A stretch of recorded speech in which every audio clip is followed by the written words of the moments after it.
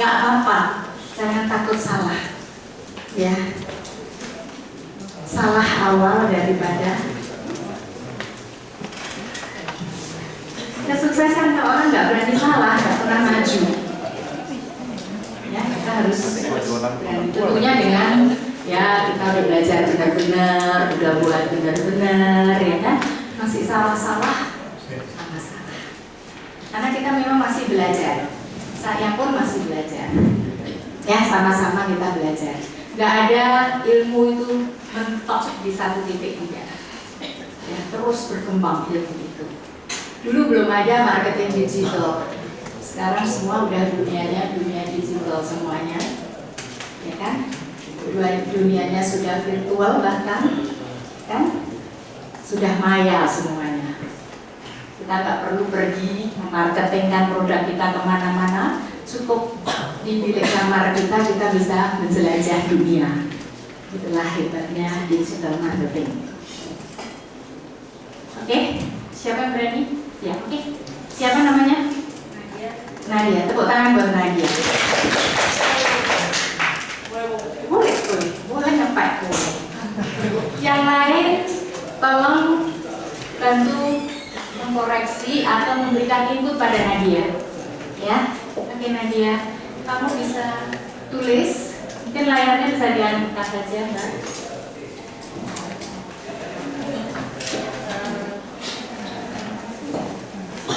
Nadia dari mana? Nama saya Putri Nadia, Dok. Teman-teman biasa dipanggil Nadia. Saat ini saya bekerja di institusi Rumah Sakit Trikasi Pondok Labu, Jakarta Selatan sebagai pelayanan medik. Ya. Kebetulan saat ini rumah sakit kami juga sedang dalam tahap memperbaiki sistem marketing strategi pemasaran. Jadi jujur juga saya masih banyak belajar. Mohon masukannya dari teman-teman juga mengenai saat ini saya akan coba menjelaskan tentang proses manajemen strategi khususnya tentang positioning. Dari ulasan yang saya baca, saya dapatkan dari slide Dr. Aida dan juga dari, mohon maaf Dok, saya belum membeli buku, saya sudah beli cuma belum diantarkan. Jadi karena Pak di Tokopedia Dok, mau belinya di Tokopedia. Kemarin ketelatan mau nebeng sama teman-teman belum. Ya, saat ini saya akan mencoba menjelaskan tentang positioning. Yang saya ketahui tentang positioning sebenarnya ada dua. Positioning adalah membahas perpaduan antara segmen dengan target market kita. Yang pertama adalah sebenarnya secara definisi ada beberapa dari di internet itu menjelaskan apa definisi positioning. Tapi yang saya ambil secara intisari adalah bahwa positioning itu adalah kita menciptakan atau memberikan image atau persepsi relatif terhadap produk yang ingin kita jual. Jadi seandainya saya mendeskripsikan ini dalam rumah sakit tempat saya bekerja, rumah sakit saya ini kita ingin menciptakan persepsi kepada masyarakat itu sebagai rumah sakit apa, sehingga kita tahu bagaimana market kita harus ke kita tuh seperti apa. Misal contohnya rumah sakit Trikasi saat ini persepsi pasarnya adalah untuk menengah ke bawah. Nah jadi rumah sakit kita kami sudah menciptakan suatu positioning untuk target market kita adalah masyarakat menengah ke bawah. Tapi positioning itu juga dapat dilakukan melalui segmentasinya melalui survei pasar atau studi pasar. Misalnya kita ingin membangun sebuah rumah sakit, kita bisa bertanya kepada studi pasarnya seperti dinas kesehatan, atau kita lihat demografi area tempat rumah sakit itu ingin didirikan. Misal kita tanya ke Biro Pusat Statistik, misalnya rumah sakit kita itu areanya kebanyakan usia produktifkah atau usia geriatrik, atau kalau usia produktif mungkin kita bisa membangun, contohnya adalah rumah sakit ibu dan anak. Kalau rumah sakit geriatrik, ya berarti setelah kita melakukan survei data atau studi pasar, ternyata ditemukan kebanyakan yang usia lanjut. Kita melakukan terlebih dahulu studi pasar agar mengetahui siapa sebenarnya, bagaimana kita memposisikan rumah sakit tempat rumah sakit kita itu akan dibangun. Lalu yang kedua adalah dengan kita melakukan research pasar, di mana ini adalah poin penting untuk mendefinisikan atau menciptakan persepsi agar rumah sakit bisa memberikan layanan yang terbaik sesuai dengan studi pasar tersebut. Kalau ada yang salah, mohon ditambahkan ya teman-teman. Boleh angkat tangan. Iya. Setelah itu, setelah kita melakukan segmentasi pasar, kita harus mengetahui setelah kita memadukan antara segmen dan target, kita harus menciptakan layanan unggulan sesuai dengan studi pasar tersebut. Dan juga mungkin juga kita bisa dilakukan proses positioning itu melalui branding. Misal contohnya kayak Bodrex atau Oscar atau Decolgin. Misal kita menjual obat Decolgin, si orang Decolgin itu sudah mempunyai branding di layar, di lembar Decolginnya itu ada gambar orang lagi sakit kepala warnanya orange. Itu kalau Decolgin. Nah, jadi kita seperti membuat membrandingkan apa yang ingin kita jual setelah kita melihat posisi dari proses studi pasar tersebut. Gitu, Dok, yang saya tahu. Mungkin ada teman-teman yang ingin menambahkan. Sudah selesai? Ya, oh ya, satu lagi. Apabila kita telah melakukan positioning, lalu ternyata positioning yang kita lakukan itu mengalami perubahan, entah perubahan yang bersifat salah perkiraan atau perubahan yang sifatnya karena areanya bertambah atau demografinya berubah, kita bisa melakukan repositioning. Repositioning ini dapat dilakukan dengan cara mendesain ulang ruangan atau melakukan perubahan atau mengatur harga di dalam pasar yang disesuaikan dengan studi pasar tersebut. Atau kita juga bisa melakukan depositioning, yaitu mengurangi atau menciptakan semacam kegiatan yang bersifat untuk menjalin hubungan dengan masyarakat sekitar atau dengan studi pasar tersebut. Itu saja, Dok, yang bisa saya tambahkan. Oke, itu Nadia masih teori, ya kan? Saya ingin Nadia dari yang sudah tadi studi, kira-kira rumah sakit aplikasi tadi dari hasil yang sudah dicermati sama Nadia, kira-kira mempositioningnya kayak apa misalnya? Oke. Misalkan segmen marketnya apa, target marketnya apa, produk unggulannya apa, ya kan?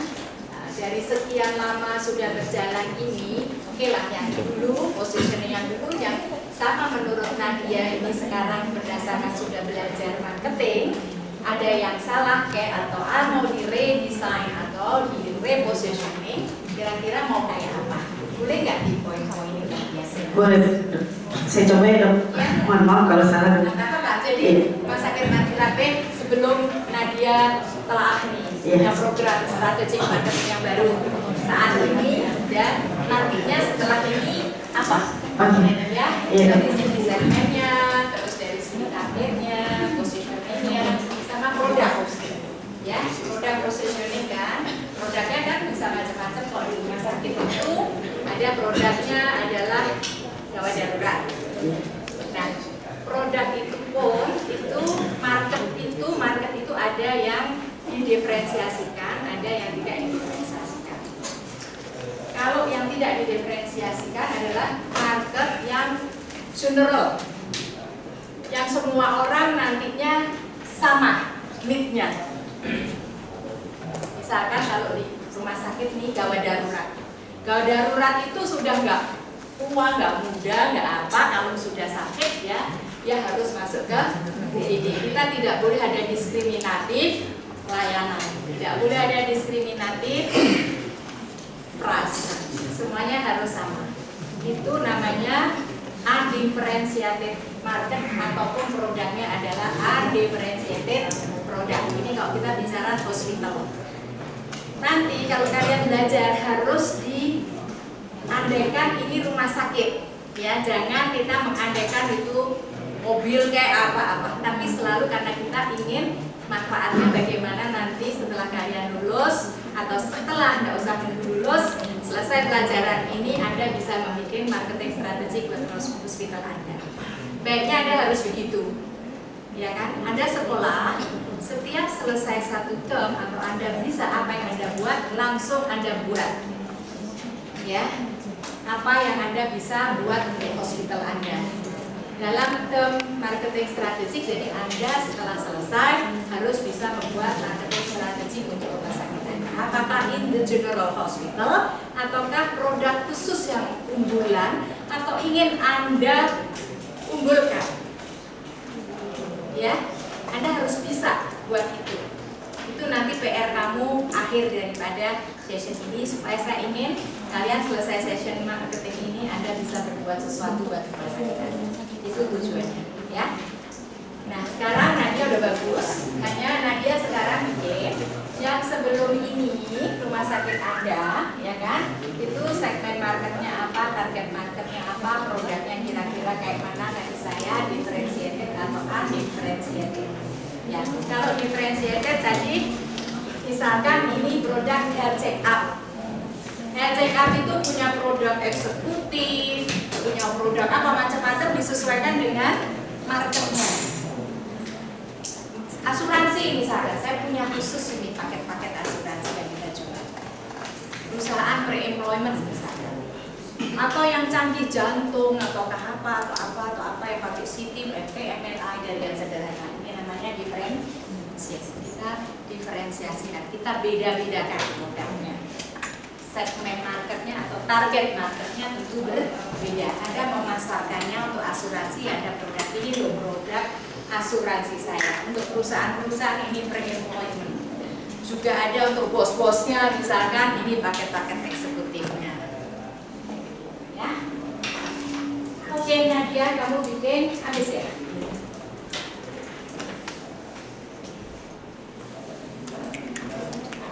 Nah, sebelum Nadia buat, ya kita buat aja saat ini. Setelah Nadia kira-kira nggak apa-apa, nanti dirapiin lagi, ini terus berjalan ya. Jadi program ini sambil belajar berjalan terus ya. Syukur-syukur kalau Anda seminggu bahasa ini pelajarin habis, Anda langsung bisa bikin, langsung jadi. Kepala sekolah, tepuk tangan kepala sekolah.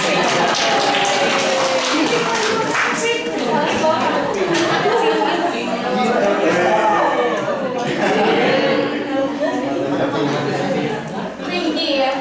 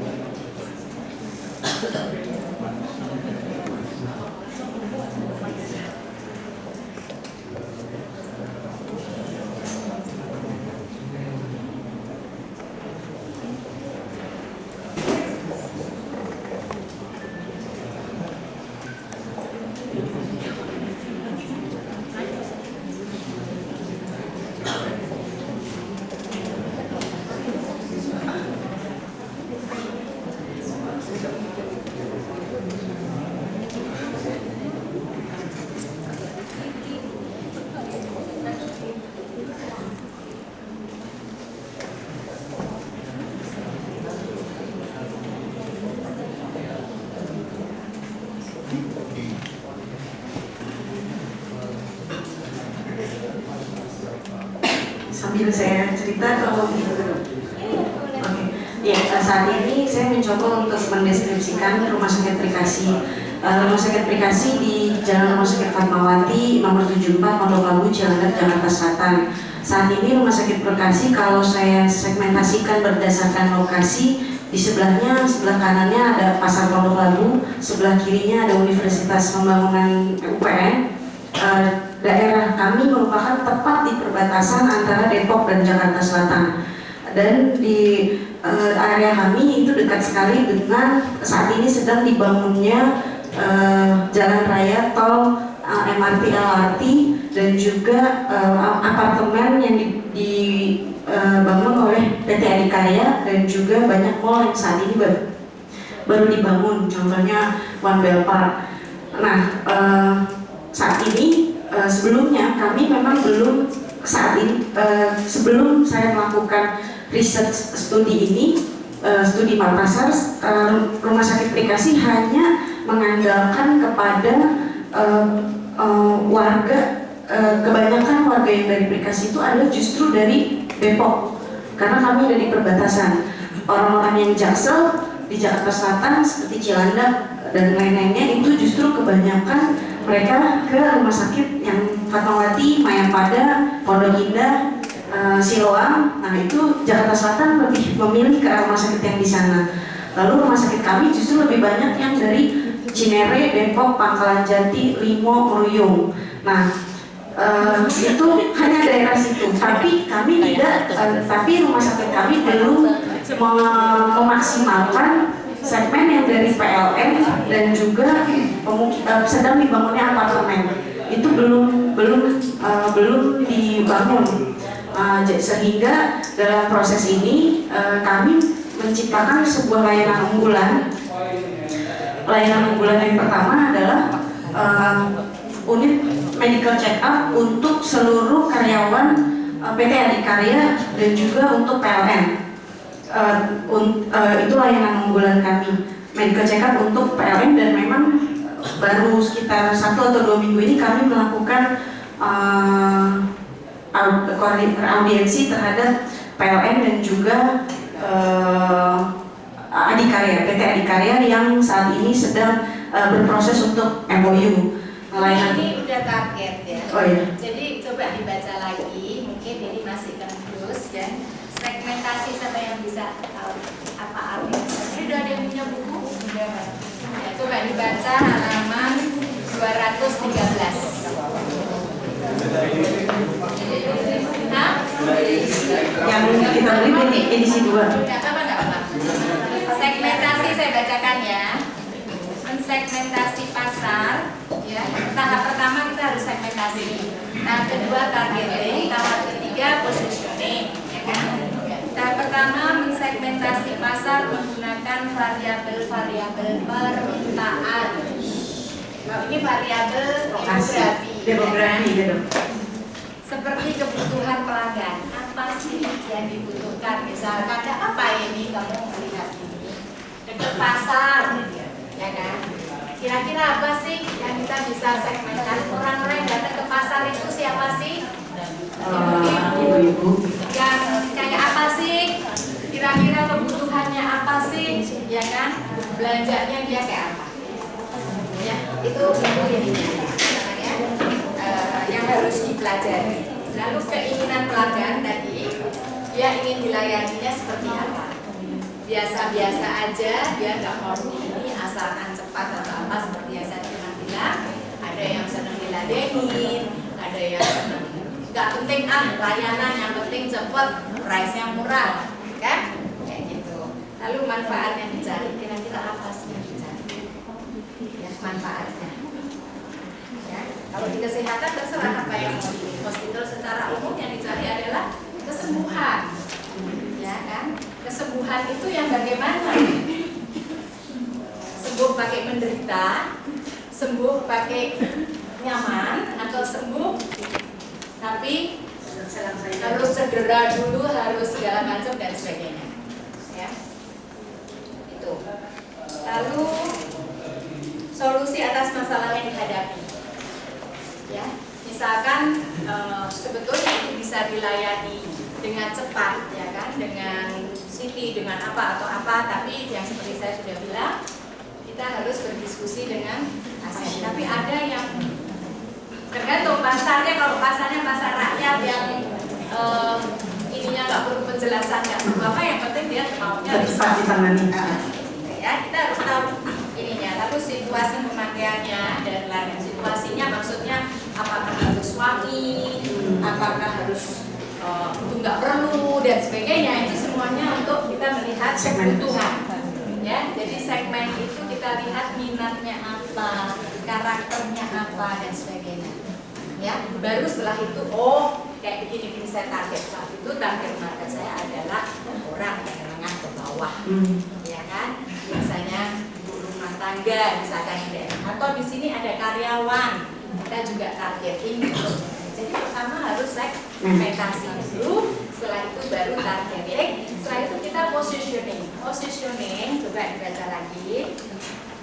Ya, di sini mengidentifikasikan konsep positioning bagi produk dan jasa perusahaan yang atraktif bagi pelanggan sasaran dan kompatibel dengan citra korporat yang diharapkan perusahaan. Jadi kalau kita memposisikan di papan atas, kita harus mendeliver, memposisikan produk kita harus dengan megah, dengan layanan yang prima, ya kan, dengan kemasan-kemasan yang luar biasa, ya kan. Jadi tempat duduknya juga harus nyaman dan sebagainya. Tapi kalau target market kita itu kelas bawah, ya nggak perlu, itu akan membebankan, jadi mahal, itu investasi, ya kan. Jadi cukup biasa saja, yang penting berkualitas, cepat dan murah. Ya, kita memposisikan produk atau layanan kita. Setelah kita melihat segmen dan target kita bisa memposisikan produk kita. Iya, saya juga. Kalau saya seperti kasusnya Nadia ini, kita kan tidak pindah dari satu tempat. Apakah kita harus melakukan resegmentasi lagi? Berarti kan karena segmentasinya kan sudah terbentuk dari sekitar dan sebagainya. Apakah kita harus meresegmentasi lagi atau kita hanya melakukan targeting dan repositioning? Apa yang membuat itu berubah? Apakah dibangun apartemen? Tentu berubah. Ada mall di situ? Tentu berubah. Ya, makanya ya developer itu ya kan untuk melakukan melariskan itu apartemen ataukah perumahannya, dia mengundang hospital, dia mengundang apa, jadi makin banyak sarana ya kan di situ akan menaikkan ini harga.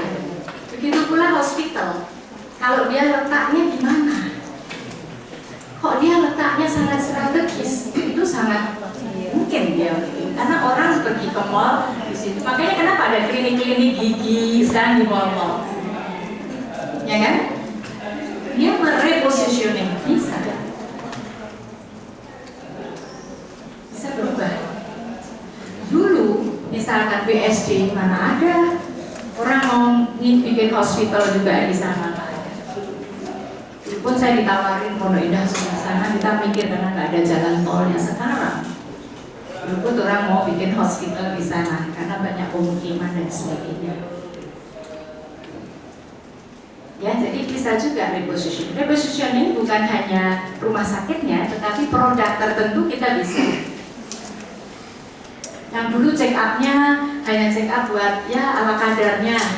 Saya memposisikan produk check up saya nanti produk yang khusus untuk misalkan perusahaan-perusahaan kayak Prodia. Dulu Prodia kan taunya sama ambil darah doang. Sekarang udah pakai check up, konsultasi, jadi dia mendiferensiasikan produknya. Ya. Kita bisa di rumah sakit, makanya kita harus kreatif. Marketer harus inovatif. Bisa melihat peluang. Orang-orang yang bisa melihat peluang, orang-orang yang akan sukses.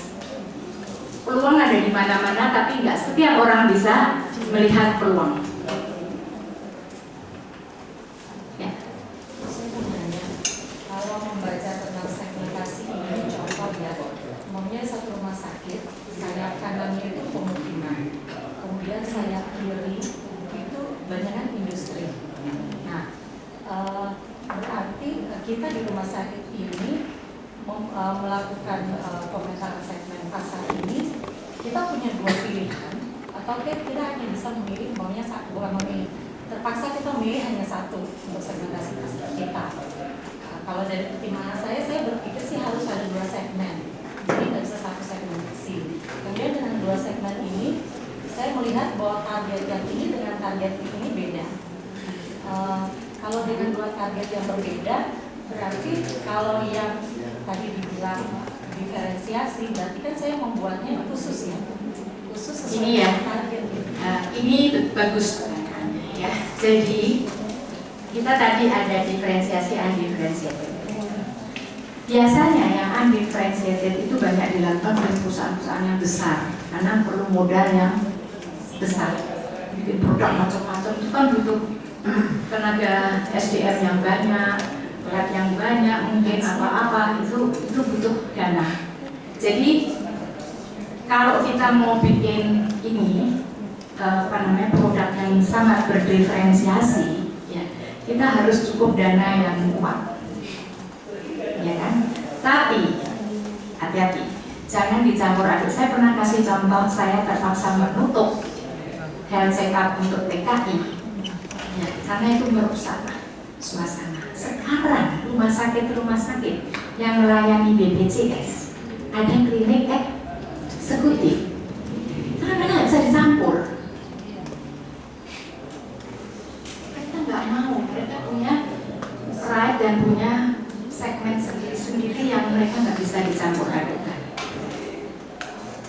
Tapi kalau perusahaan yang besar, dia bisa bikin khusus eksekutif. Lah kalau rumah sakitnya sak cupli, ya kan, sederhana, mau bikin segmen-segmen susah. Bikin satu tapi fokus. Bahkan sekarang ya, ini untuk perusahaan-perusahaan yang eksis sekarang lebih niche obat kecil-kecil, tapi spesialistik. Khusus THT pun bukan khusus telinga,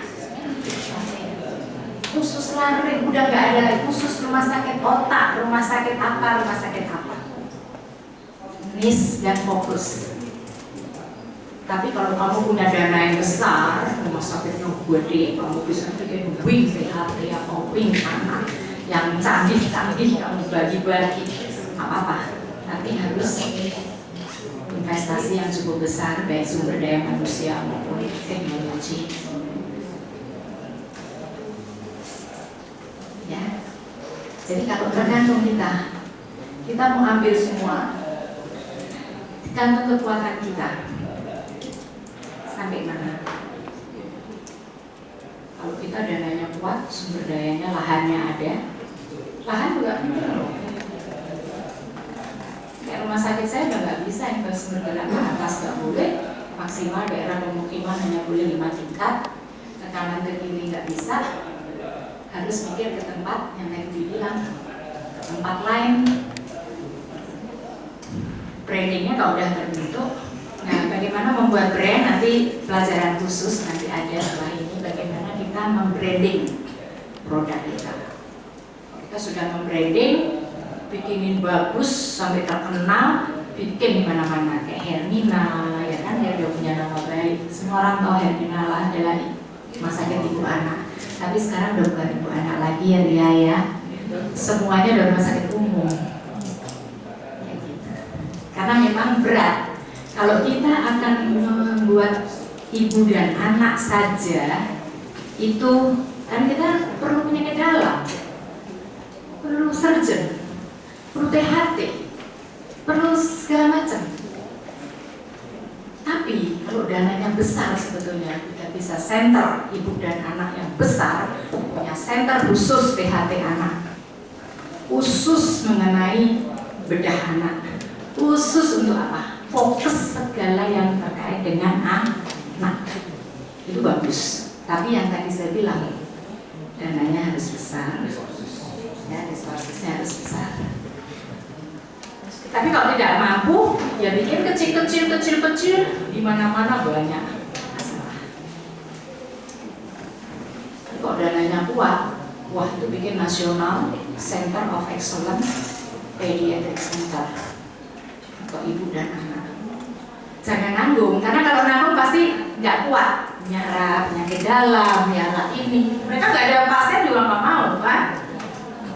Iya kan? Akhirnya nanggung gitu loh. Mesti on-call, terhambat pelayanan, ya kan? Akhirnya jadi itu tadi, general hospital semua. Karena itu harus di feeding penyakit dalamnya, surgeonnya, THT-nya, dan semuanya harus di feeding mereka. Nah, itu contohnya. Kalau nggak kuat, gede, kecil tapi fokus.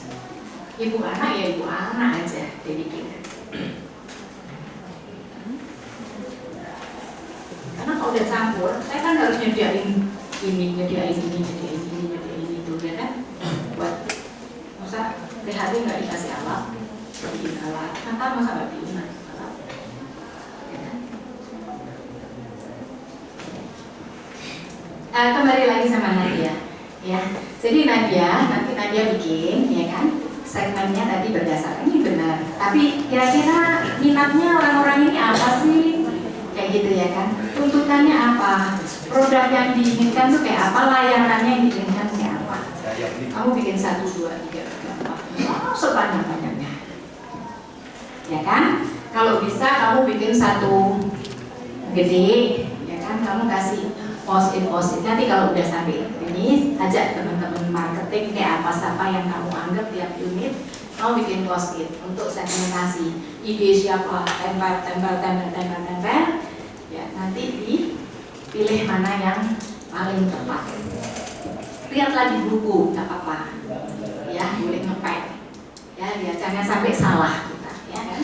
Kayak gitu. Terus nanti targetnya dari segmentasi ini, kamu ambil satu target saya adalah masyarakat menengah ke bawah atau menengah ke menengah atas, lalu pendidikan mereka usianya berapa mereka apa. Dari sini kamu bisa lihat demografinya dulu, ya kan? Umur berapa sih bagi kelurahan atau kecamatan? Di situ banyak data-data, ya. Dari situ kita minta bisa tahu. Terus lihat sekitarnya ada apartemen enggak? Kayaknya sekarang udah mulai banyak ya di sana kan? Perumahan itu penghuninya siapa? Ya, kayak gitu kita bisa. Ya. Rumah sakit kami itu kan, order kami itu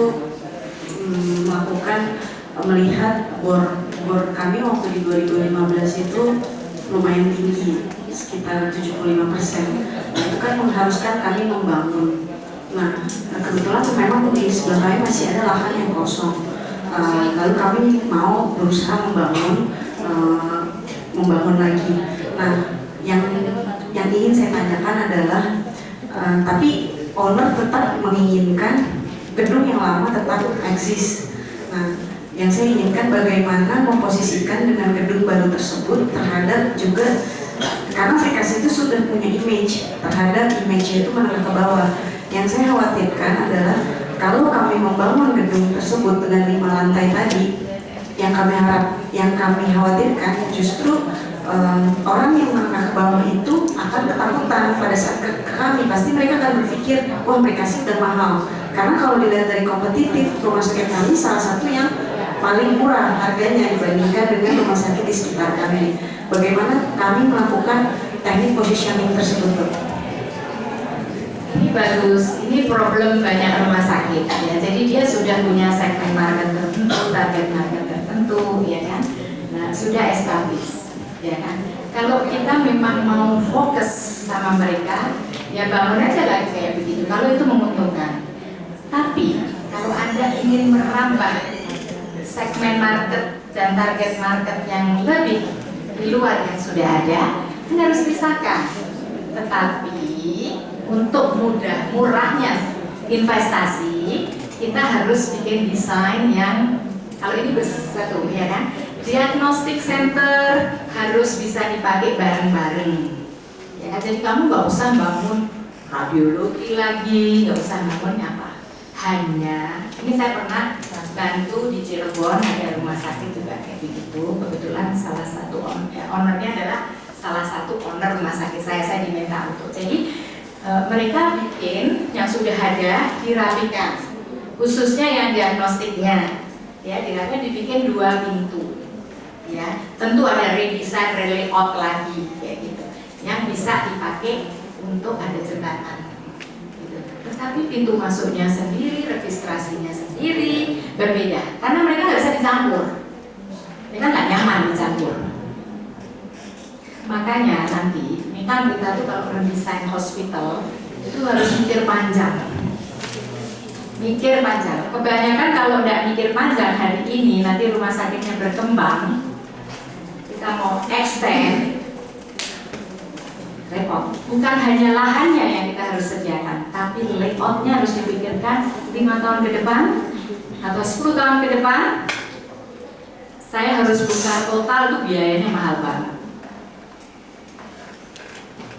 Jadi harus dipikirkan. Sekarang desain yang bagus adalah, sekarang apalagi kan ada BPJS sama non BPJS, dibikin ruang konsultasinya. Ini agak menyimpang sedikit ya.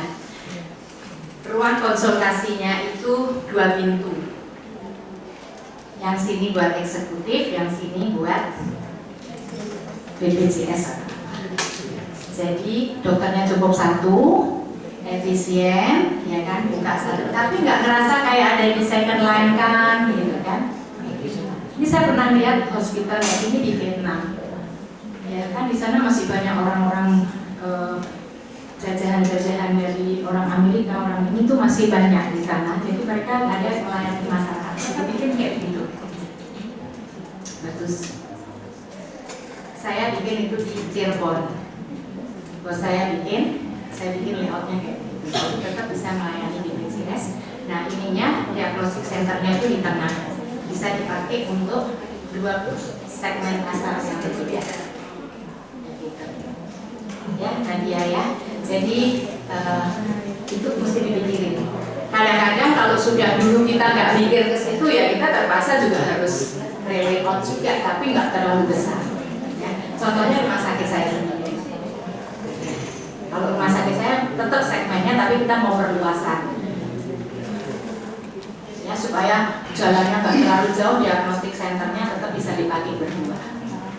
Itu hanya relayout aja. Geser-geser sedikit. Ya, tepuk tangan buat Nadia. Ada lagi yang bisa atau mau? Biar buat nanti makin banyak pertanyaan. Yang laki-laki dong. Masa kalah sama perempuan? Baby, mana? Jangan ketua terus, nggak boleh. Ketua bukan untuk dikerjain ya. Saya bilang ya tak kepala. Istilahnya apa? Istilahnya kualitas ya. Chief gitu lah. Ayo yang depan nih.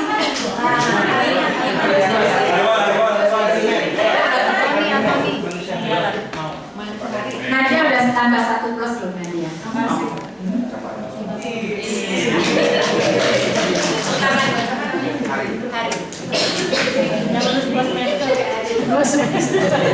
Habis ini langsung sudah ambil toga sendiri.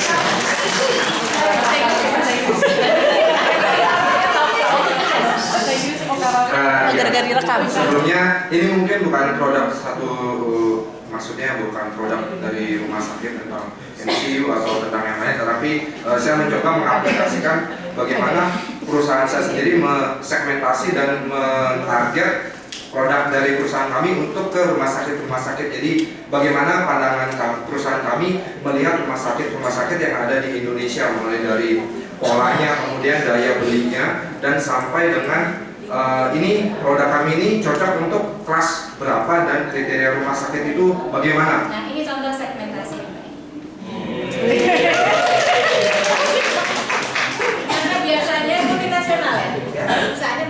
Iya. Multinasional biasanya udah punya strategi yang luar biasa. Jadi kita bisa belajar.